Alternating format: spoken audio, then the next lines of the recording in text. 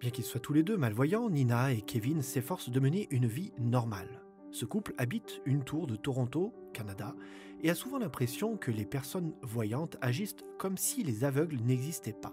« S'il vous plaît, parlez-nous », dit Kevin, « apprenez à nous connaître ». Il y a plusieurs années, on confia à Nina et Kevin la tâche de contribuer à l'implantation d'une église adventiste pour les malvoyants. Le but de cette église est d'amener les aveugles à Jésus et de leur apporter consolation, espoir et guérison spirituelle par la grâce de Dieu.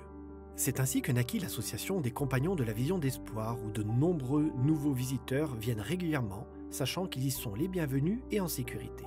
Possédant maintenant leur propre église, les Compagnons de la Vision d'Espoir peuvent apporter leur aide aux malvoyants de plus nombreuses manières.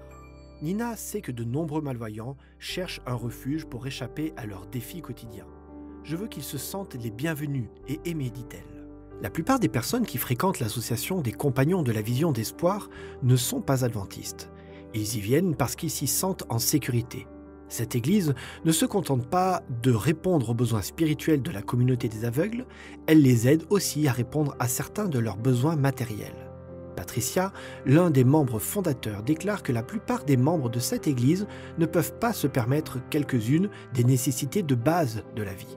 Certains dépendent des banques alimentaires, mais n'ont pas toujours la possibilité de s'y rendre, dit-elle, tout en préparant des sacs de nourriture que les membres emporteront chez eux. Jésus touchait les malvoyants et les malentendants, les guérissait et les invitait à le suivre. Il désire que nous fassions de même en invitant non seulement les aveugles et les sourds sur le plan physique, mais aussi les aveugles et les sourds sur le plan spirituel à le suivre.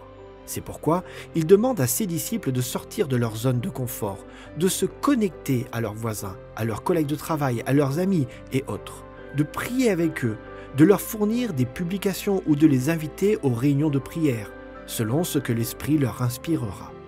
Mais Jésus demande aussi à ses disciples de rendre leur dîme et leur offrande de promesse, qui représente leur offrande régulière et systématique, aussi régulièrement qu'ils reçoivent leur bénédiction financière.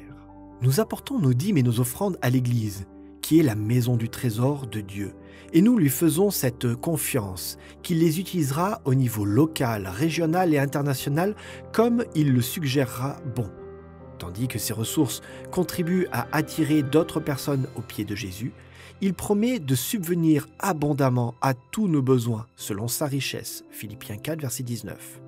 Tandis que nous apportons nos dîmes et nos offrandes de promesses, mettons nos désirs à la dernière place et Dieu à la première.